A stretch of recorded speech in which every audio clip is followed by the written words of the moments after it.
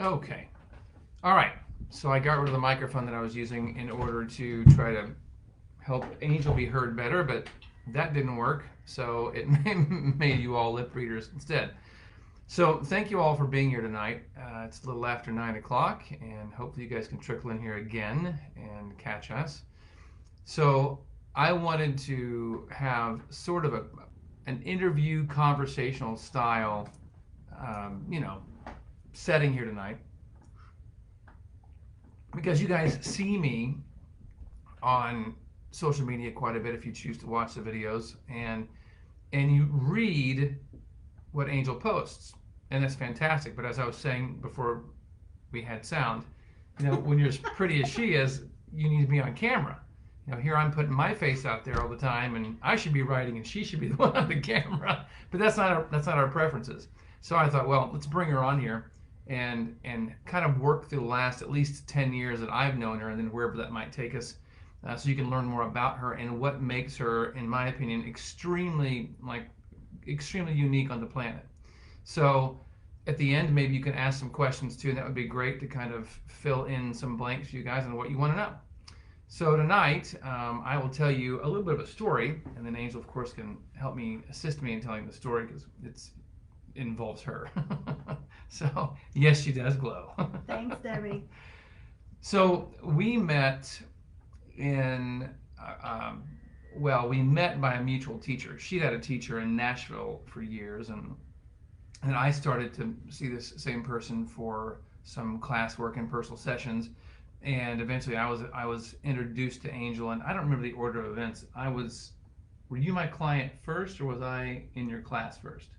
So I was in her class. Well, No, you were a student first. I was a student But you first, weren't but I in wasn't my in her class because I was unjustly put into her class Later. later on. I had no business being in there. True. I think the teacher liked me, and I think the other thing too is she wanted us to get to know each other because she had a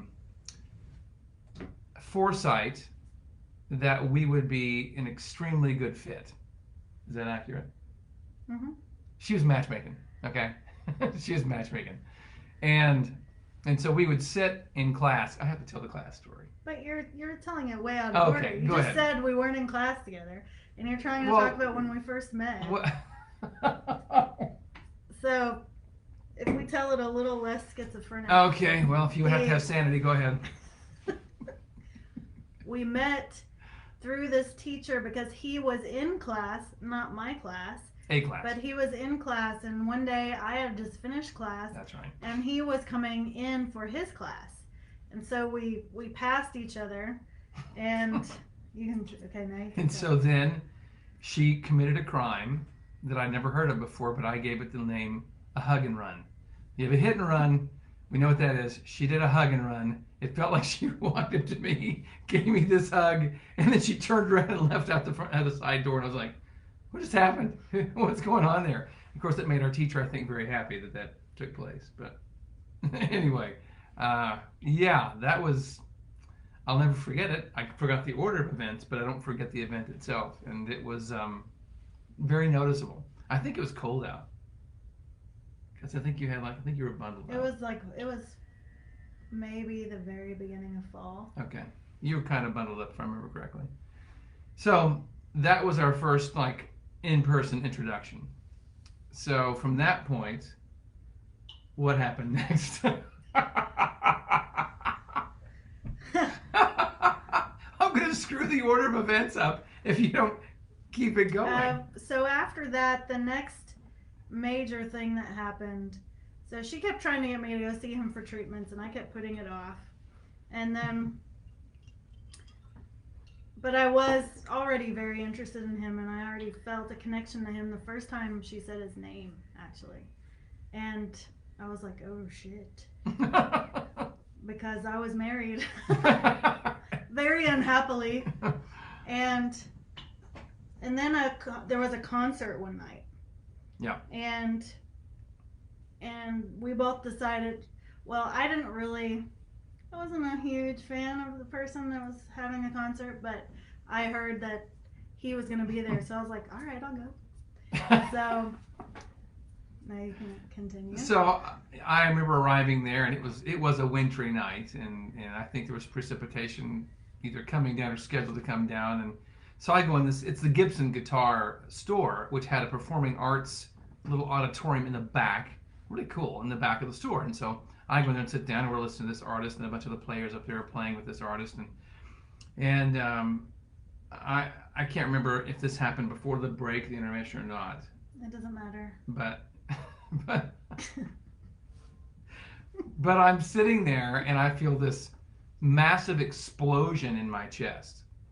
Not like a heart attack, but like it just I was like the Grinch. My heart suddenly grew 2 or 3 sizes bigger, and I was like, what is going on? Better question is, who is going on? And I'm looking around and I'm like, this is somebody in this room. This is because of somebody in this room. And I look down the row, and then there she is. I'm like, oh, it's her. Well, in this case, it'd be this way. It's her. It's like, it's her. It's that Angel girl. Holy cow. And how much exposure had we had at this point? Hardly any. The hug and run? Yeah. Yeah. So that altered everything for me. Everything. I was different from that point forward, because every time I remember driving back, we both got into this van of somebody who's there. They're like, we'll drive you out to your cars. It's snowing right now. And so as we're driving out there, she's telling about, I think, some campaigning you'd done for someone. And I was like, I really don't care about this part, but I do like to hear you talk. So she kept describing what she'd been doing in the past. And we got dropped off at our cars, and I'm getting in my car and I'm driving home, and I have a long drive ahead of me. And every time I'd think of her, my chest would go, it would just do that thing. I was like, oh, it's so exquisitely painful. It really was. It was like, again, my heart had grown 2 or 3 sizes and was stretching, like where the sternum connects to the ribs, that those intercostal joints there, they were being stretched by thinking about it. And I was like, okay, well, this has never happened in my life. I don't know what this is, but I was intrigued, more than intrigued. I was hooked. And so after that, what was the next event? Well, and we should mention that at the time he was also married. Oh yeah, there's that. Yeah. So clearly neither one of us were very interested in the person we were married to at that time. No. And then it just was exacerbated by the fact that we were interested in each other. And you really know how uninterested you are in whoever you're with when you meet someone that you're actually interested in. Yeah, it's the contrast of it. Yeah. Yeah, because I was like, whoa, okay, so this is what it can feel like. Because, I mean, again, nothing like this ever in my life. I had no reference other than, flatline. That was my experience with relationships. So then I got really, really, really sick. Yes, you did. And had my second near-death experience. We haven't even told you about my first one. We're going to go back and grab that one. But that's when I had my second near-death experience, which was extremely traumatic. But I ended up going, it was, there was some shady stuff going down, we'll just say that.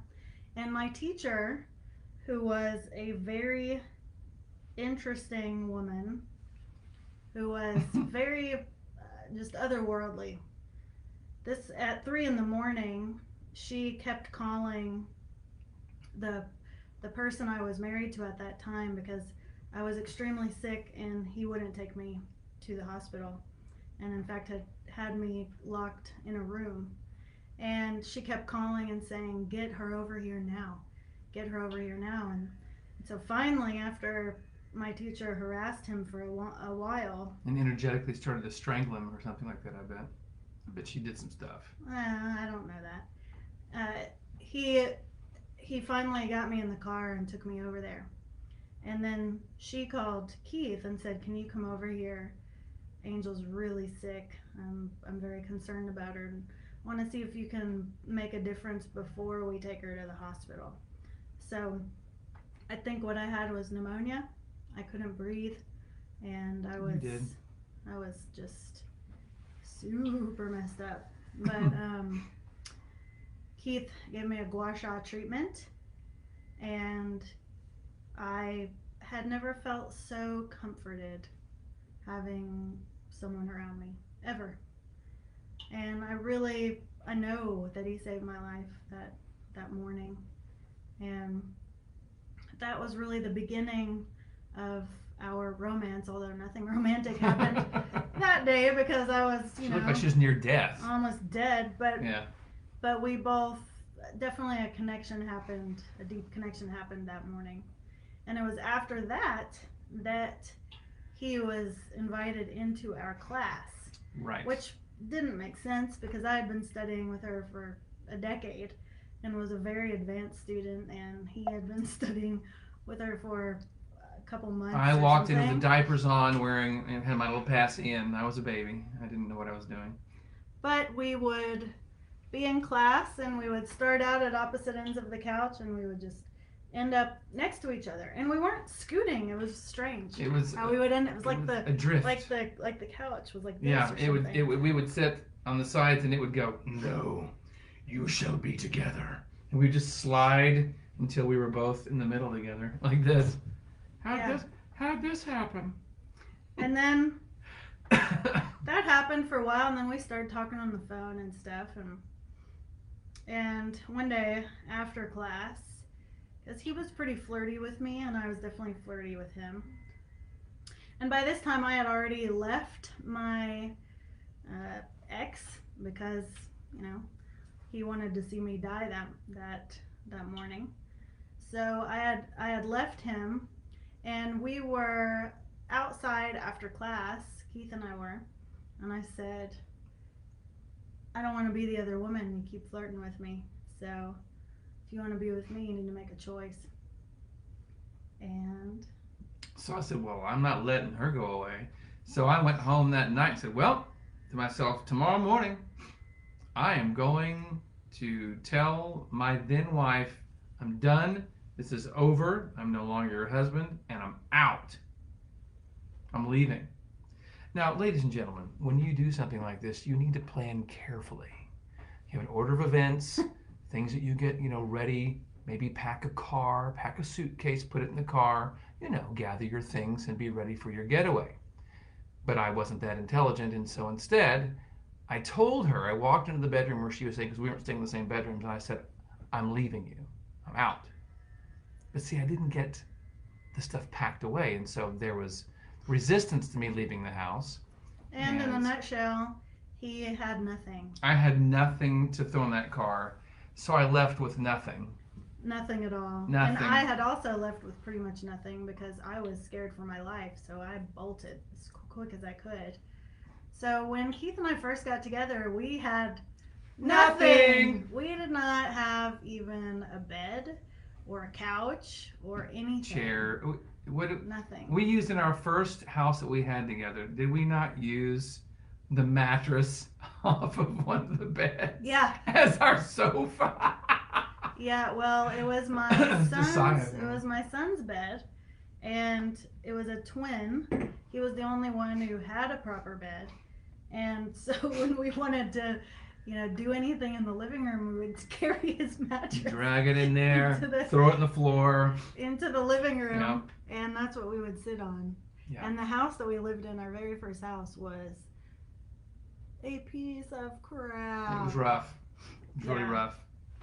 So those are our humble beginnings. Boy, were they humble beginnings. But also, really, even though we were both going through absolute hell, it was beautiful. Yeah, I mean, I won't forget those times.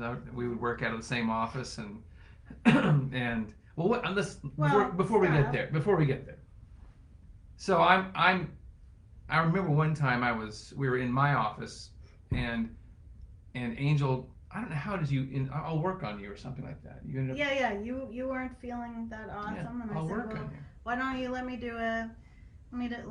me work on you? Because I had been studying with this psychologist and Native American shaman. She was both for over a decade. And other things.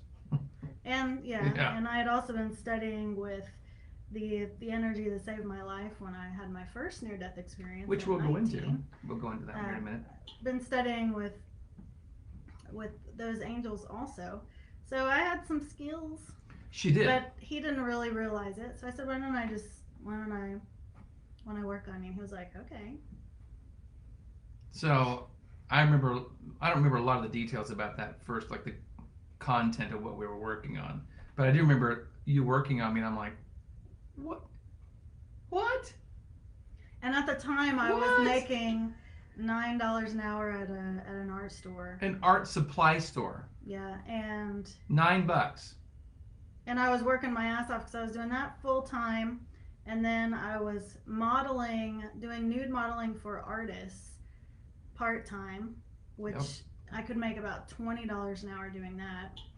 And then I learned Chinese watercolor painting and So Japanese watercolor. That's Japanese, same thing, pretty much. And Japanese watercolor painting. I taught myself and started teaching classes. So I was working about 7 days a week. Yep.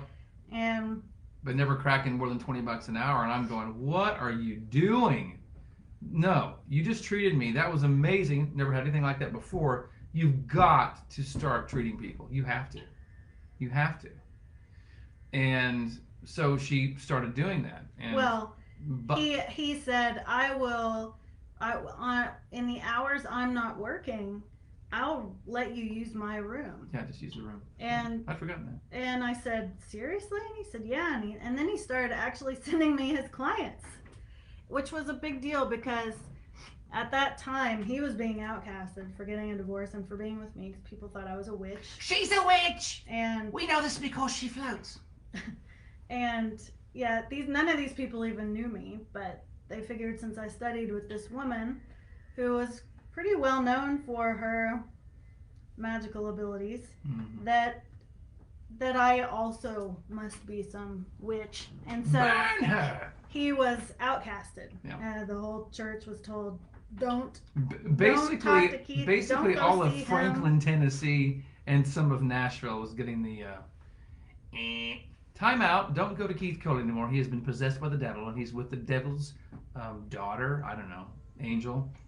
How you like that? The devil's daughter, take your Angel. And yeah, so everything was imploding basically in my practice. But I was like, this girl's she's got to be treating people. This is what she needs to be doing. There's no doubt about this.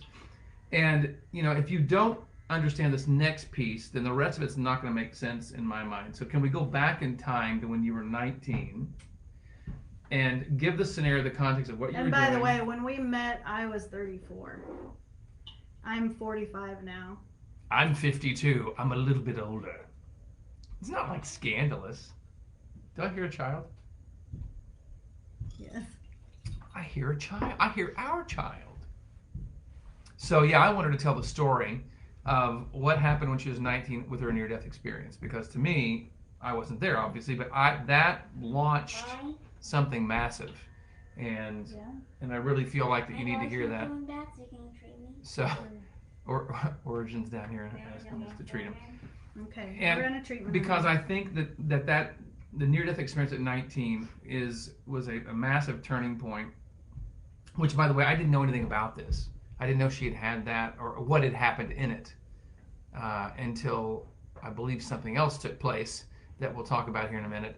That was a game changer for her, for me, and of course, if you've had sessions with her or if you've had classes with her, you know what came out of that near-death experience because she's probably told you, and you've experienced the connection that she gained in that experience as well. So if you'd please, I can take that over you want to while you're talking about it. Okay.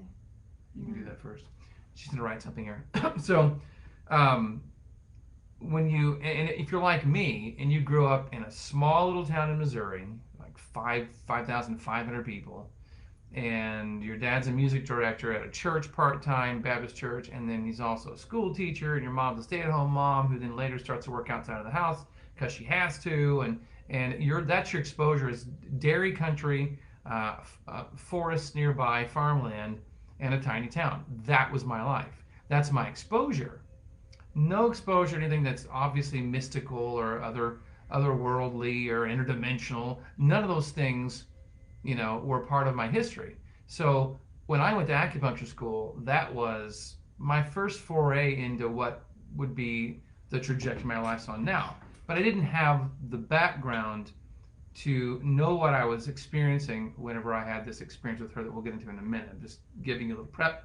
Please tell about your near-death experience because that is what sets all this up. All right. So when I was 19, I had a couple of years worth of pretty heavy drug use under my belt. And one night I was at a rave, and which was what I love to do. I love to go to these raves. At that time, they were really underground, and the music was amazing, and it was a lot of fun, but it was also a lot of drugs. And at that one, I hadn't eaten much in a couple of days. I had snorted a 20 sack of meth. I had. Is that a lot? Yeah. You could say that. It'd take a small elephant down, but. and then I took a pill of ecstasy, and I was fine actually during all of that. But then at about 4 or 5 in the morning, I went to the same guy who sold me the ecstasy, and I said, "Hey, can I have another one of those pills?" And he said, "I don't have any more, but I do have these pills of PCP." And I was already so messed up, I was like, "Oh yeah, that sounds great." Bad idea. Really bad idea. So Did you say it was like a horse pill? it was a huge horse pill of PCP, yes. And that is, meth is an evil drug, but so is PCP.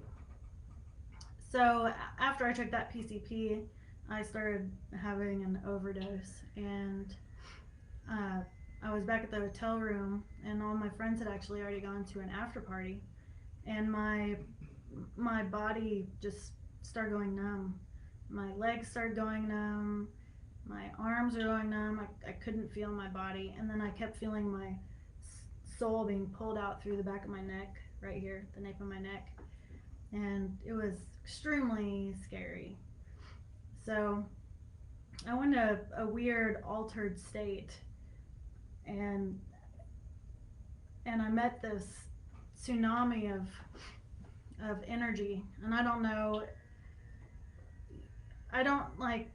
All I have is my experience of what that was. So I don't know what really my physical body was doing at that point, because my experience went into a non-physical experience. And because I started praying, I can feel myself dying, and I don't want to die. I wasn't trying to kill myself. And this energy comes to the forefront, and it's just massive. It's just incredibly intimidating, like a tsunami of just power and glory and intelligence, and hard to describe. And there wasn't really any form in it. It was just energy. And then it started communicating with me telepathically. And I called it God, and it replied back to me, "A better name is Geschichte," which I didn't know what that word meant for decades until I talked to my dad about it finally. And having his background in theology, he said, "What? In multiple languages. What? That's a word that's used in the study of theology to describe the holy history." In German. In German, yeah. And Geschichte. I was saying it wrong. I still say it wrong, but anyway, that's the name that was spoken to me. And of course, that day I didn't die, but my life was changed. I had some other experiences through that where I saw my own funeral. I can turn off this heater. She's baking us with a heater right now. No, she's not. Yeah, so I was transported to my own funeral, and I was above the whole thing, and I could see everyone that was there, and there were tons of people there, and I was really surprised. Like, wow, I didn't know all these people actually cared about me, and my regret and shame was just immense. It was just absolutely horrible, because I realized that even though I wasn't trying to kill myself, no sane person takes all those drugs that actually has respect for themselves and that's trying to live a healthy, fulfilling life. So I was very just apologetic and just really seeing the truth of how I'd been existing and the truth of my mindset, and was appalled by it. And I said, well, you know, if I live through this, then I'll do whatever's asked of me. And so I passed out, woke up a few hours later, and I was still obviously alive. And then weird stuff started happening to me. I started, well, number one, I had this connection now with this energy that I could communicate with, and called Geschichte, or Geschichte, or however the hell you say it. And I started being able to just experience weird things, like feel the energy coming off of people, and like what it really was, like what was truly being communicated, and started realizing like we're walking around in a world of liars, like everyone's lying all the time. And I also started having this weird thing happen where at the time I was a manager of an art store. We framed artwork, and we used to do a lot of bulk stuff, especially for a specific artist. And I had always been an insomniac. Like, that was my norm. My entire life was insomnia. So what started happening to me was really strange, because I never had a problem not falling asleep. Am I saying that right? So what started happening in the middle of the day was midday, I would just get so like weirdly tired, like I felt like I can't keep my eyes open. And so I would crawl up on, because most of the time I was alone in the shop because of the bulk orders that we did. We didn't have a lot of street traffic. Mainly we had, you know, more like just bulk orders that I would work on. And so I crawl up on this table where you do framing for artwork, and I would just pass out, like flat on my back, completely pass out. The insomniac is having narcolepsy. Yeah. And in being passed out, my whole body was like, I couldn't move my whole body, but I could hear people around me. I could hear people talking. I couldn't make out what they were saying. But it was like people were just walking around me doing stuff, and I didn't know what they were doing. And I couldn't open my eyes, and I couldn't engage, and I couldn't move my body. And that whole thing would go on for about an hour, and then I would wake up, and I'd look around like, were people in here? And I'd be really disoriented and confused, and no one was ever in there. And this happened like every day for a year. And then I would just go back to work. But that happened over and over and over again. And then I met my teacher that I ended up studying with. And as soon as I met her, looking in her eyes, which she had these just crystal freaking blue eyes, incredible, yeah, like you're just looking into another world, and there's this intensity and just otherworldliness. I don't know how else to say it. This power that came through him that was just amazing. And as soon as I met her, I was like, I finally found the person that has answers for me. And so I became very annoying.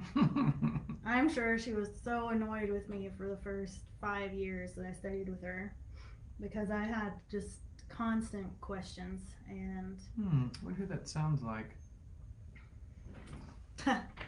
And yeah, so I saw her for personal sessions. I took every single class she offered. One of them I even took completely by myself because nobody signed up for it.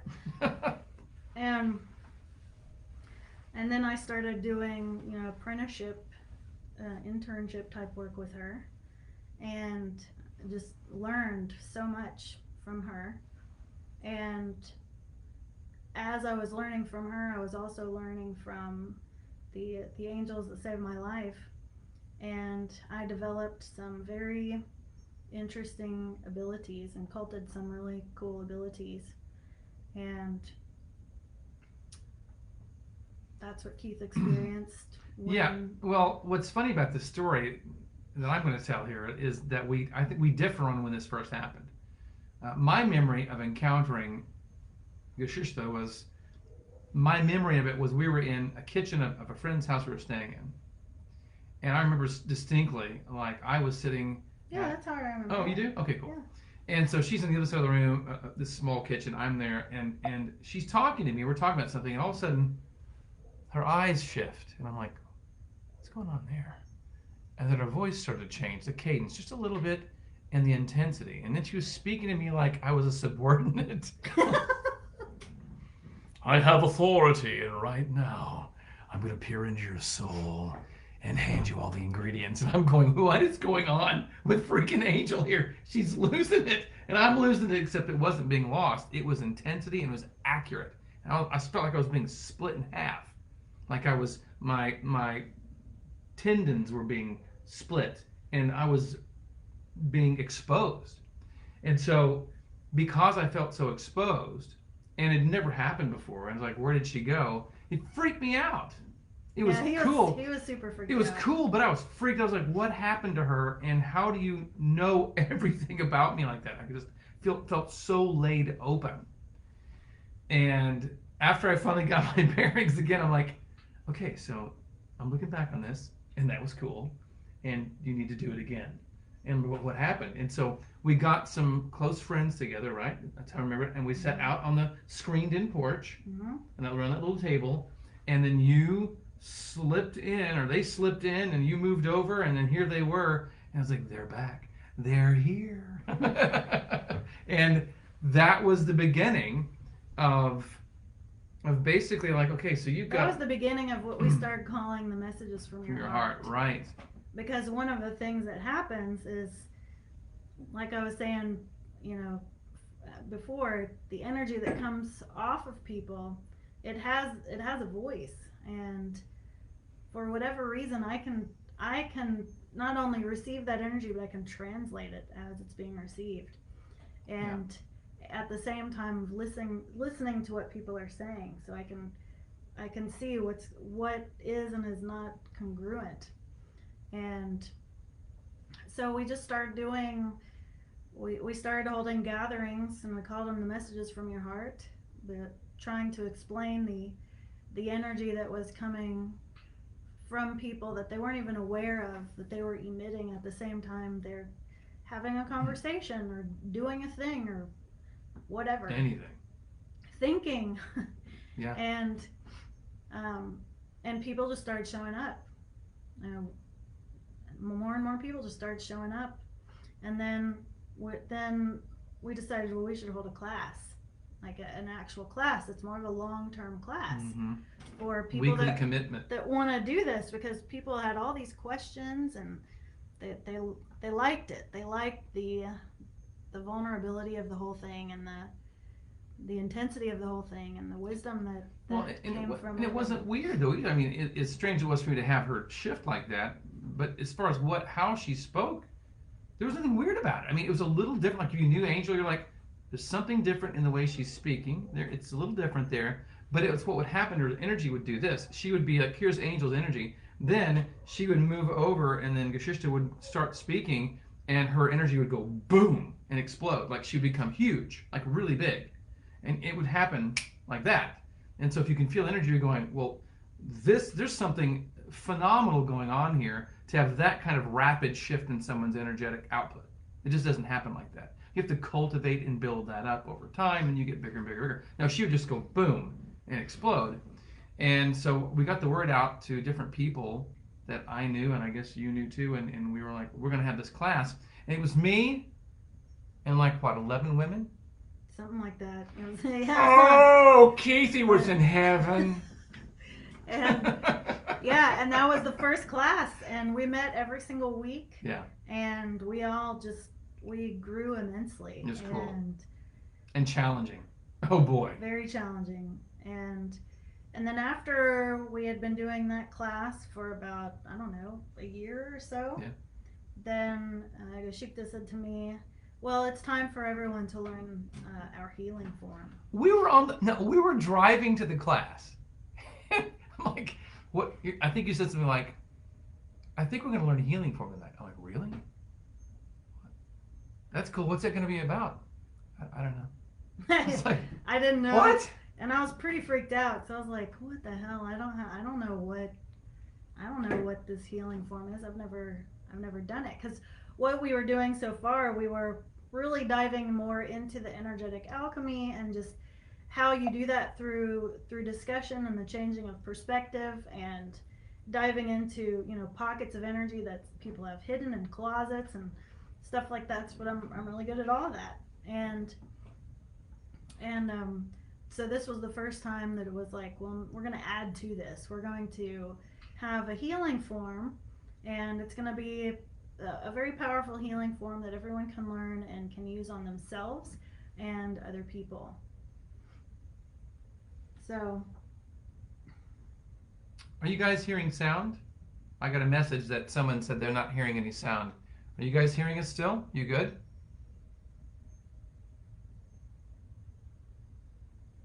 I want to make sure we're talking and people are actually. It says there's 30 people here watching. Yes. Okay, good. I'm just making sure.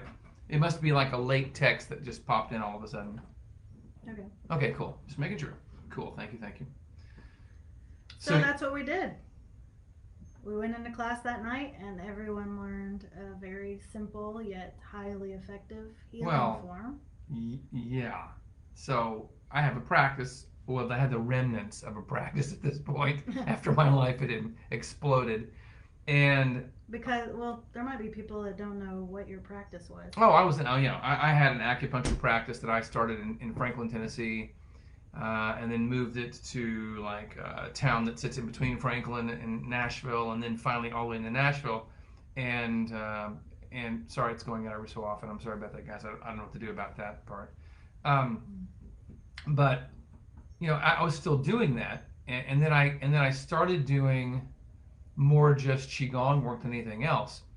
So for me to take a brand new healing modality that I'd never seen work, because we'd never seen it in action until the night it was taught, okay? And I was so amazed by not what I was, yes, I was amazed by what was coming through me and how it was working. I was amazed at watching classmates who, a lot of them were my clients, and they were creating energetic shifts in massive stagnation patterns in fellow classmates in record time. And they don't have that experience.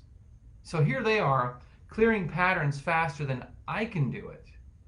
And I'm the practitioner with all the years of experience. And needles. Yeah, I'm using needles. And I'm like, okay, so I'm getting bested by my patients who are in this class with me. I have a choice now. I can either act like this isn't happening, impossible, or I can just embrace what obviously is a superior tool, and I'm going to treat every client I have from this point forward with this tool, especially because I wanted to have a pure experience of just doing it to see what could happen just doing it. Like what were its strengths, what were its weaknesses if it had any, and just get an array of experience under my belt. And so the next day, that's all I did, was the healing form we learned the night before. That's all I did. So, yeah, I've never done that before, where I've abandoned everything I know just to pick up a brand new thing, and that's all I do from that point forward for months. So anyway, I had to throw that in there. Yeah. So, of course, I still teach that, and used to, I would make people go through an entire year of energetic alchemy or emotional alchemy before they could learn the healing form. Now I do 3 6-week intervals. And the reason that that's necessary is because what you're going through that, now it's 18 weeks, but before it used to be a year, in training to the energy that's coming through in those teachings, and you don't even realize it's happening. It's just you're just in it, you're a part of it, but you're changing. You're seriously changing through that process. And so by the time you learn the healing form, you're channeling that energy. And it just happened naturally through you being in class. So I can't just take someone and just boom, here you go, here's the healing form, No. because they're not fertile soil for it to land. Well, yeah, there's an amount of clarity that starts happening with people. I noticed with students in that class that they would start off feeling kind of junky and clunky in there, just debris and things not moving very well. And over time, because it wasn't like Angel was holding a class and then lecturing or I'm channeling information from the galaxy of blah blah blah blah blah for the next. It was nothing like that. Mm-hmm. It was the moving of information, energy through everybody, the entire class. You were getting worked on. You weren't just given information. So I want to make this distinction right now because I think it's really important because you rarely ever see it or feel it. Both is having someone who can, yes, they can give you amazing information. They have great insight into what's going on in your life and answers to your questions that you have. But it's energetically what she was able to do with all of us to alter how we were inside, our whole energetic structure. So then we were prepared to take a new healing form and be able to move it through us. Because if not, it's a dud. It doesn't work. It's impotent. And so for people who like to walk into a couple of weekend workshops and go, I got my certificate now. I'm a practitioner of blah, blah, blah, blah, blah. I'm a master of blah, blah, blah. It's like, well, you've got the certificate, and I don't care what it says on there. That doesn't make you that thing. You have to do your due diligence to work with somebody who can help work in you, in this case, to prepare your internal environment to be able to move that type of energy through you. Because you have to be, like she said, entrained, attuned to it, and then have the bandwidth capability to then move it through you effectively. And that takes some time. And I just want to really point that out right now because I often see people, they go to a workshop and they get the certificate, and I'm like, you feel like you did when you walked into that thing. Because it takes time to have those shifts take place inside. And so that's what we were doing. Yeah, and it changed everyone's life. Everyone that was in that class, anyone that's been in my classes, they'll all tell you that who they were walking into it is not who they are walking out of it. And it's really hard to explain because you just become someone more of you. Yeah, you don't even know it's possible. You don't know that you can have that much more clarity, that much more space within yourself, that much more ability to understand yourself, that much more ability to deeply listen to others and yourself, that much more ability to be clear and congruent. And would you say that it changed you? Oh yeah. And it's Alexis, she goes, it's truth.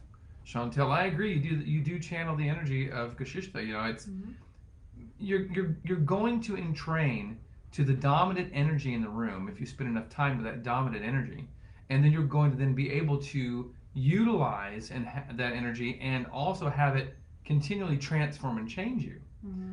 Which I want to throw this in here because I want you to understand how Angel's got this energetic nose for what's next and what's the next important thing to get into, to take part in, the next person to learn from, next class to take. She's just uncanny with being able to do that. And so years ago, when I first met her, and I'm like, you've got these amazing skills, but there's a durability factor you don't quite have. And I think I know what could give you that.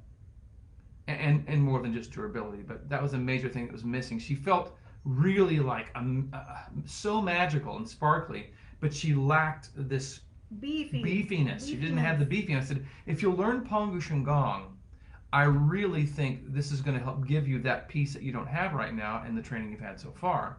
And so she did it. She started doing it.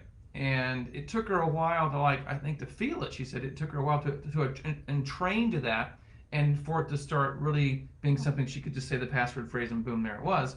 Am I correct on that? It took a while for that to kind of kick in, and you feel it throughout your whole body.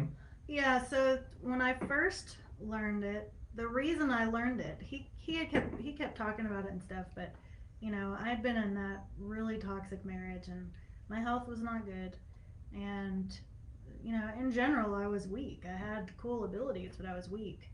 And he was like, you could be so much stronger. And if you were stronger, then what could you do? Yeah. And I didn't have any framework for qigong or anything like that. That's not the kind of thing I'd been studying.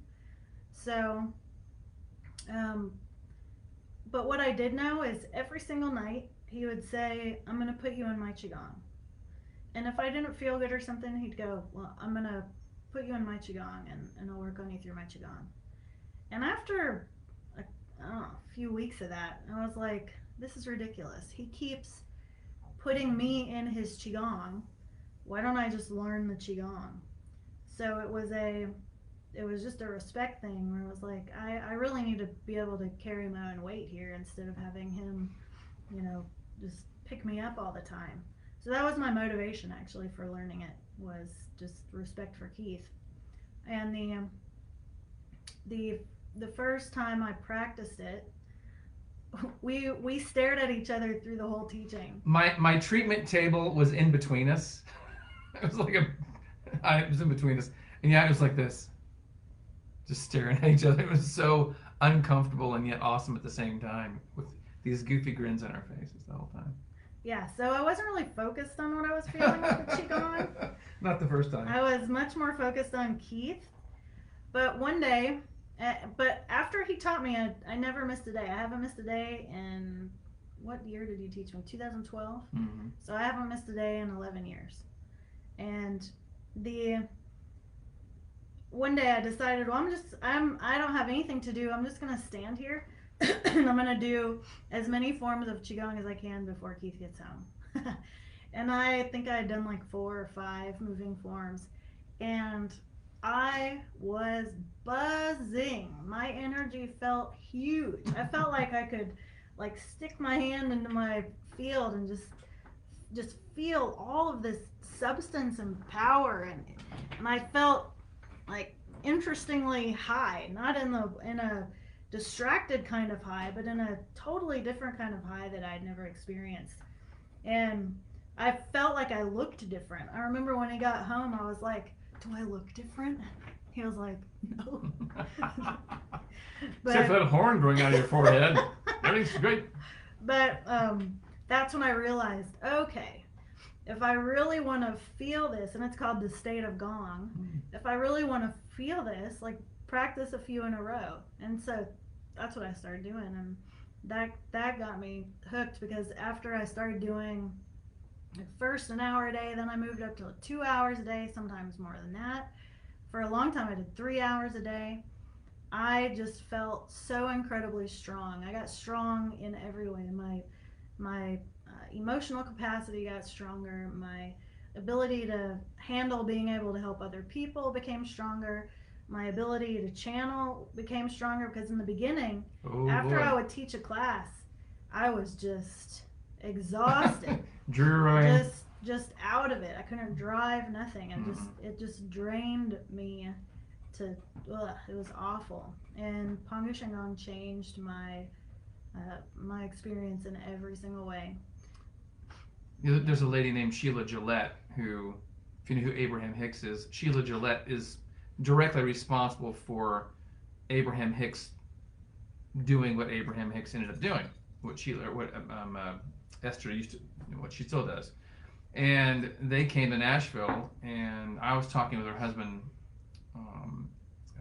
Marcus, and I was like, he was asking me questions about, Angel, well, she channels, like, and so how long has she been able to like open her eyes? I'm like, since the beginning.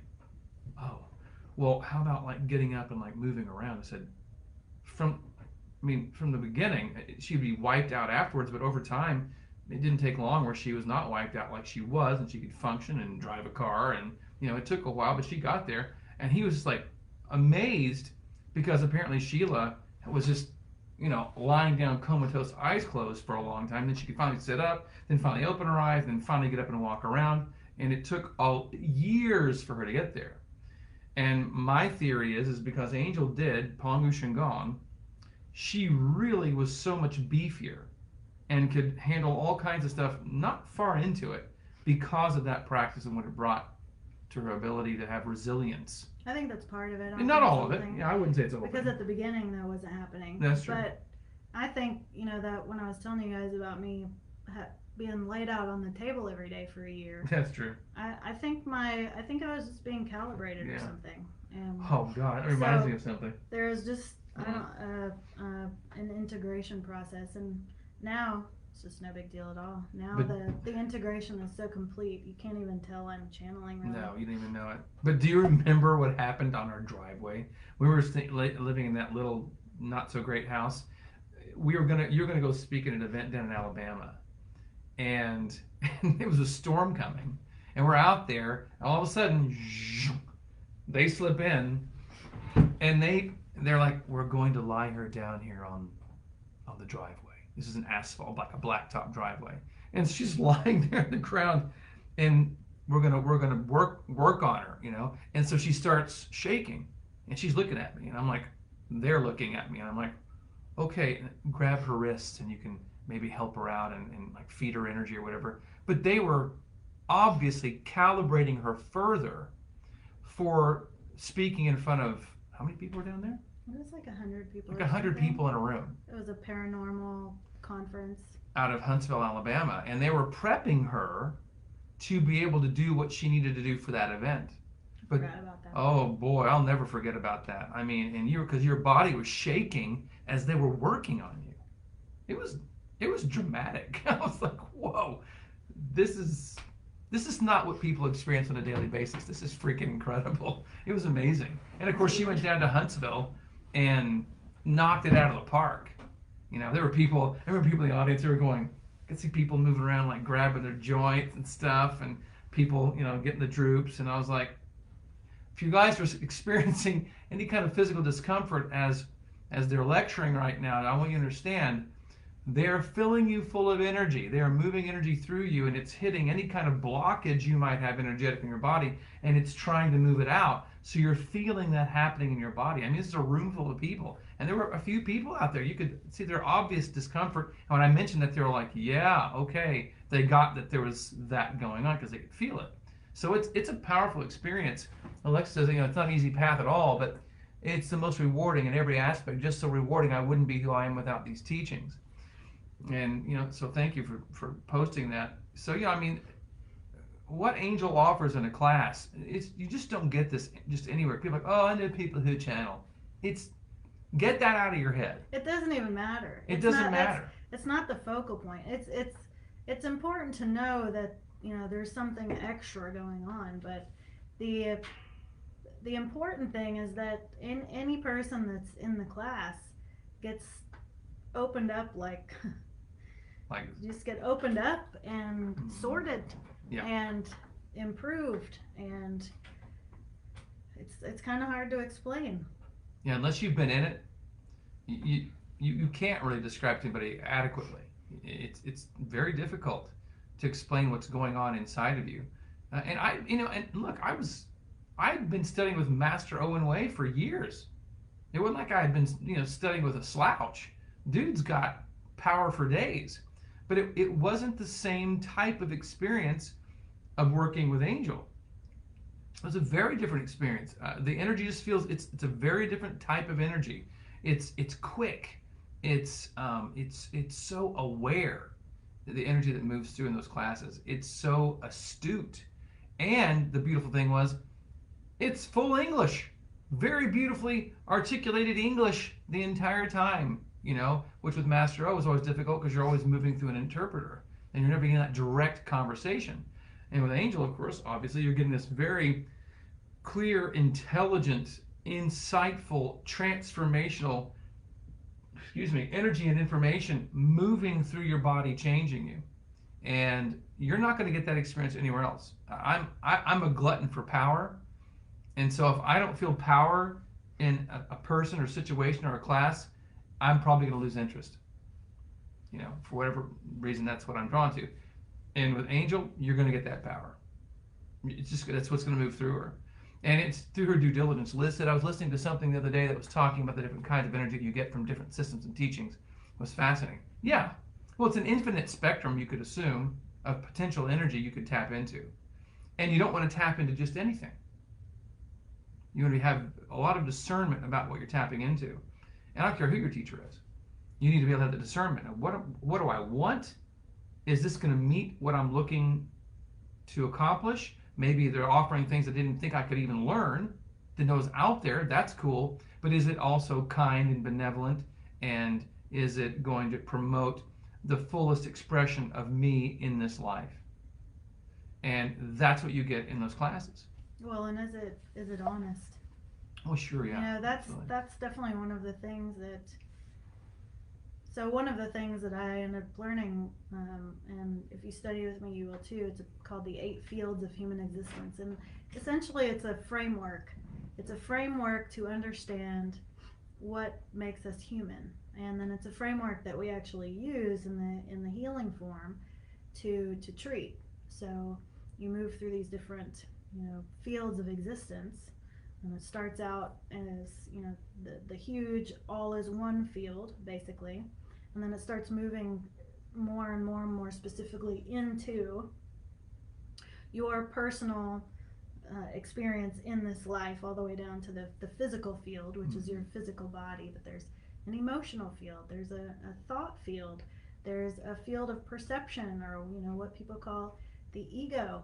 And what's actually happening a lot of the time with spiritual people, they're calling it spiritual, but it's just the field of perception, or the egoic field. So there's not that much power in there, and the teachings that come from there can be pretty screwed up and not focused on the honest energy that's occurring. And that's I think one of the most unique things about the way that I teach is the everything is about what's honestly coming through. So there's whatever someone has going on in the class, it's addressed absolutely honestly, and it's sorted and transformed if it needs to be transformed, so that the energy actually flows in that area. Mm-hmm. So the focus is always on genuine health.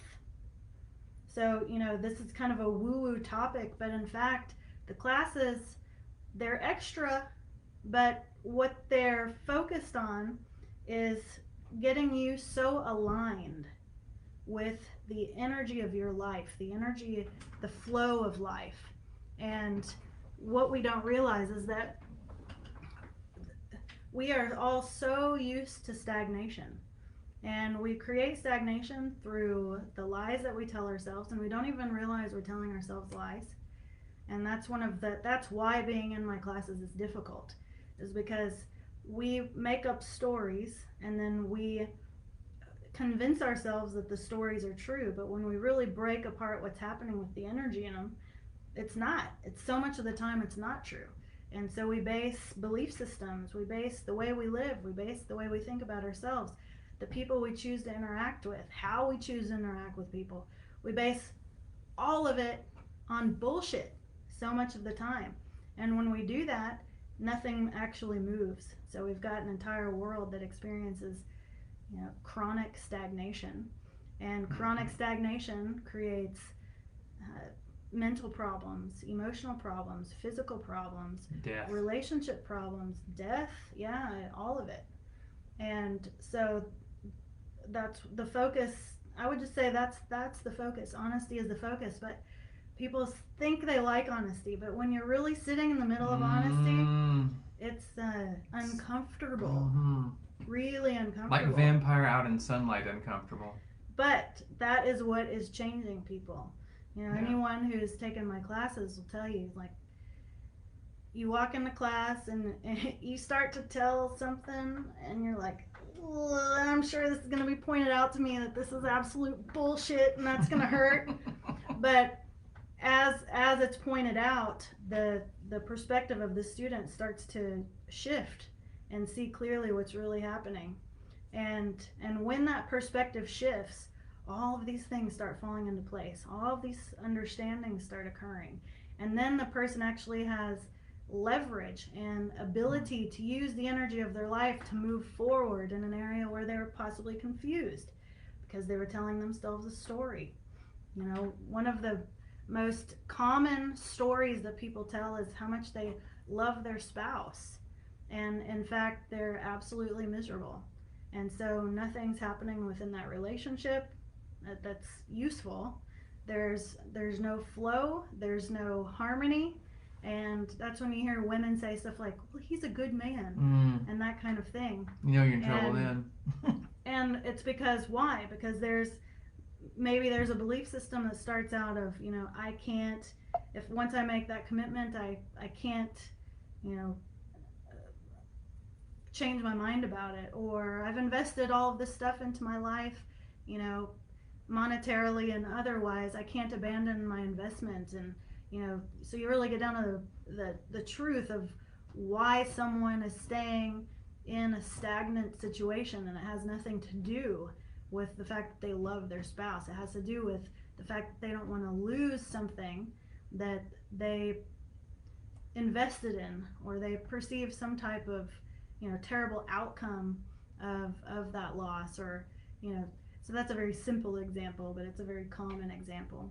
And once you see the truth about things enough, your opinion of yourself completely changes, and your understanding of your own capabilities completely changes, and you start to become someone that can't lie to themselves, because you start to be able to feel, after you've been in the hot seat so many times, you start to be able to feel when you're in the midst of your own bullshit, and then you're intolerant of it. And that's one of the main things I think that happens in these classes. And probably, you know, there's plenty of students in this chat that are talking. And that's, I think that's also what sets a class apart from other things that you might experience, is Angel's ability to move out of the way to allow there to be intelligence moving through her that has neutrality. Because there's times when you're in class, certain classes, and you think, well, this teacher's got skills, and they've got skills of perception. They can really slice through all of the garbage and get down to the heart of the matter. But there's still enough life bias in that particular person that's still affecting what they're seeing. And I got to say, what I've seen with Angel, it's the closest you're going to get, I've ever seen, to true neutrality. When there's an assessment going on with a person, a dynamic with that person, maybe 2 or 3 people in a class, whatever it is, there's a true neutrality, and as close as you can get. And you think sometimes in classes you're getting neutrality, and you go back and look at it later, or you find out more information, you're like, ooh, that was not neutral at all. There was bias coming out of that teacher's mouth assessing a situation, and it wasn't accurate because they were extremely biased. I just didn't know it at the time. I didn't know enough. But in Angels, you do not get that. You get as close as you can get to neutrality. And that's so important in the class. Otherwise, you can't trust what's coming through as instruction or like a dissection of the situation. Brooke says, I really need this in my life. We'll set intention to manifest the means to be able to take these classes, including 12 senses. Cool. Well, we've been here an hour, and I think that's probably a good point to maybe close out for the night. Not that we won't do this again. Maybe in the next week or two, we might. But I do want you guys to know that I am launching a class, and you know, it's the beginning class. So, like I said, there's the 3 classes that are, you know, 6-week intervals. Although I'm offering this one for 8 weeks, and we're going to actually go into understanding the 8 fields also. And you know, the cool thing about these, the 18 weeks of energetic alchemy, is you really start learning how to listen to the energy that's coming from other people.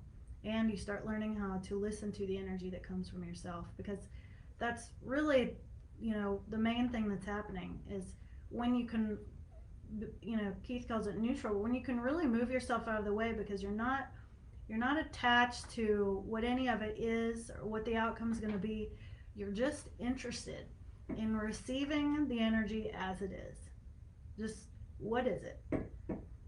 That there's magic that happens in that, because that's when you actually have power to do something with it. So you can't solve a problem if you don't actually know the problem.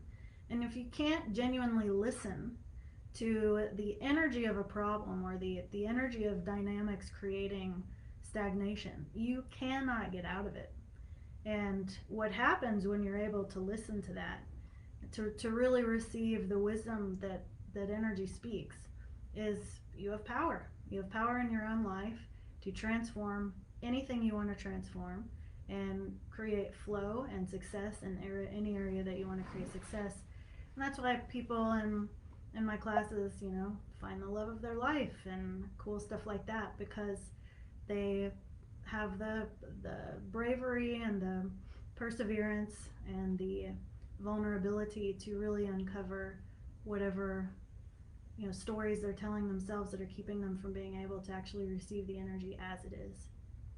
So I'll leave it at that. When's the class start? May 5th. And what's the time? It's on every Friday night for 8 weeks, starting at 6 p.m. EST to 8 p.m. EST, although sometimes it goes longer. Might do that too. So there you go, guys. I'm telling you, if you want to do something that you're like, look, I've been sampling the world, I've been trying to find the thing, I can't quite find the thing, the next thing, this is probably the next thing for you. And if you've never taken anything, then I'm going to tell you right now, you're going to start at the top if you take Angel's class. Truly, I mean, living with her for the last, 11 years now, more growth in the last decade plus than all the previous 40 years. Because I get to live with her every day. I get to be exposed, and we're in the house with each other, even if we're not in the same room. We're in the house all the time. I get to sit in what she brings to the table. Well, ditto. I get to sit Yeah, in what you bring and too. so we get to combine our energies to create cool stuff, and you'll get a chance to experience what I've been able to experience for the last 11 years, and you'll get it in very concentrated fashion. So I encourage you, make the investment in yourself, because you'll have an experience that you've never had before. Because what you want when you get out of classes like these, you want to be able to have skills that you can consistently use, that are yours, and in her classwork, you leave with skill sets that you can use. You use them every day in your life, in every moment. They're always applicable. So I would encourage you, take advantage of the opportunity to start at the beginning with this classwork and watch how things shift. Yeah, and if the link, if you just go to my page, and we'll put it on Keith's page We'll put the too, link in and the comments. we'll pin it. Mhm. But of course, I would love any of you to be in there. Also, it's not mentioned the community that you create through this class. It's because you're so vulnerable, and you're in there with these people who are also being vulnerable. They become your family. All of my students have stayed close. They're amazing relationships come out of these classes. Terry says, I'm interested in the classes, Angel. How do I get the information to make a decision? So I guess you're asking, how do I find out more to figure out if this is really for me or not? So how about why don't we just put the link in the comment section, and then we'll also just put it on both of our pages and pin it to the top. Sounds so good. that you guys can. Yep, that way you can't miss it. And thank you all for your comments and for just being here listening to us. It's been fun. And feel free to reach out to me or Keith Yeah, absolutely. through here or PM, otherwise. DMS, direct message, yeah. Yeah. Cool. Thanks, guys. We will see you very, very soon.